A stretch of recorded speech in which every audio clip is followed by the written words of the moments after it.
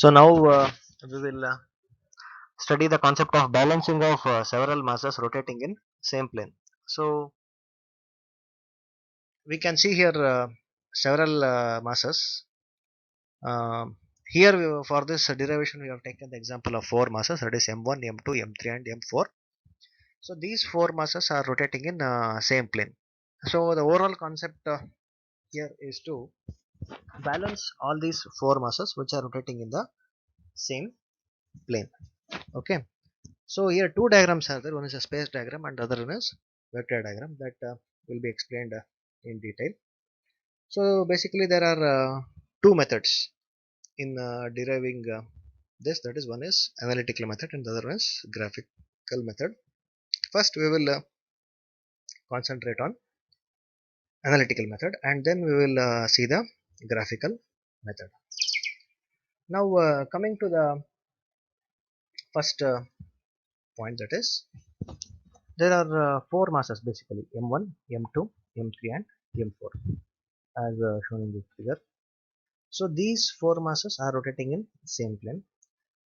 So the angle at which these masses are placed are theta 1, theta 2, theta 3 and theta 4 respectively. The corresponding radius of rotation of all these four masses are r1, r2, r3 and r4. We can see four masses, four angles and four radius of rotations. Now you can see this Fc1, Fc2, Fc3 and Fc4. So these are the respective centrifugal forces of these masses, that is m1, m2, m3 and m4.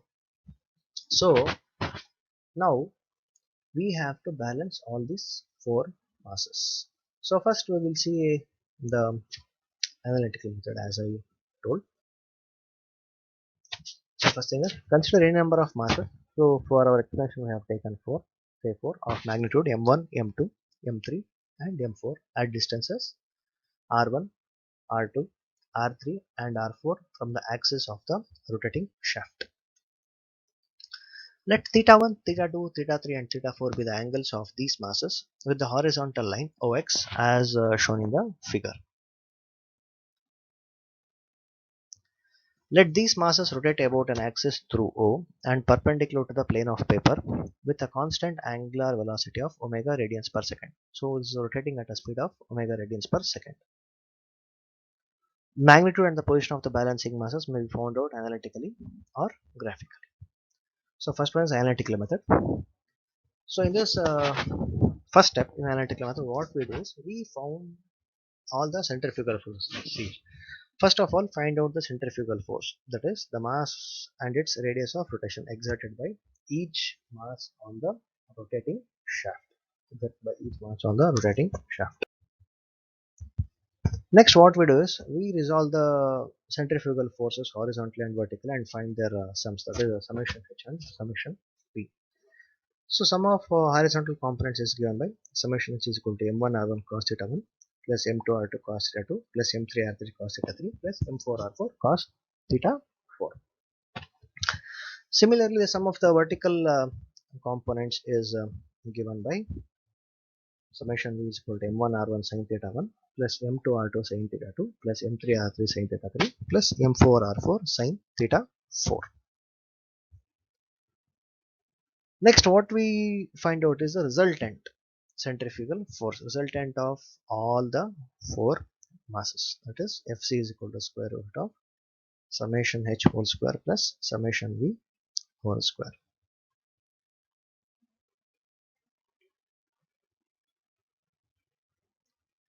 Next, what we have to find out is we have to find out the resultant angle.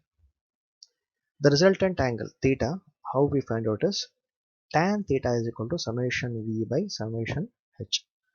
So theta is equal to tan inverse of summation v divided by summation h.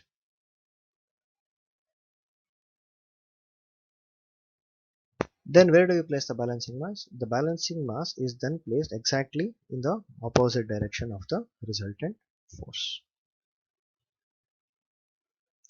Now how do we find out the magnitude?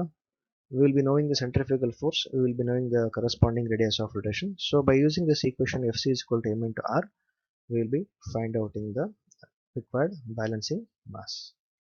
Fc is equal to m into r, m is the balancing mass and r is the corresponding radius of rotation.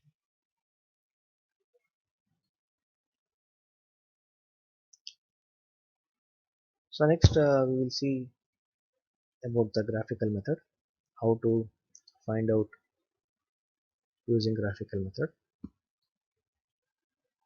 First what we do is we draw the space diagram of all the masses as shown in the figure, and then we find out the centrifugal forces. So this is the space diagram as I have explained previously. So all the corresponding radius of rotation angles will be given. So first using the given data we have to draw this space diagram. M1, M2, M3, M4 masses, theta 1, theta 2, theta 3 and theta 4 angles, R1, R2, R3 and R4 the corresponding radius of rotations. Using all this we have to draw the space diagram. So after the space diagram what we have to do is we have to draw the vector diagram with the obtained centrifugal forces. So there will be many centrifugal forces obtained. So we can see here AB represents a centrifugal force exerted by mass M1, that is M1 R1, in magnitude and direction of to some suitable scale. Similarly draw BC, CD, DE to represent centrifugal forces of masses M2, M3 and M4. So first what we have to do is the centrifugal force Fc1 we have to take suitable scale, and using this angle theta 1 we have to draw this Fc1.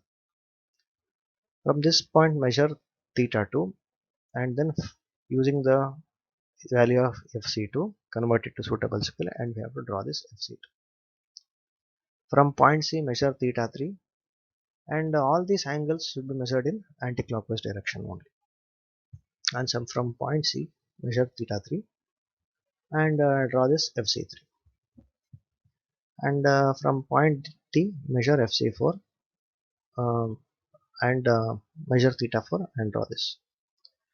So now there is some gap, let us do this AE.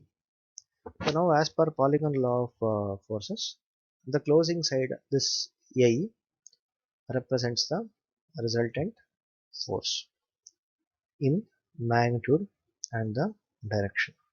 So this Fc is the resultant force. So then measure this AE and multiply by suitable scale which is taken, and you will be getting the value of this Fc centrifugal force. And using this centrifugal force Fc we can measure the angle as I told, and place this Fc in the space diagram, and then in that opposite direction we have to draw the balancing mass. See, as I told, the balancing force is then equal to the resultant force, but it is in opposite direction.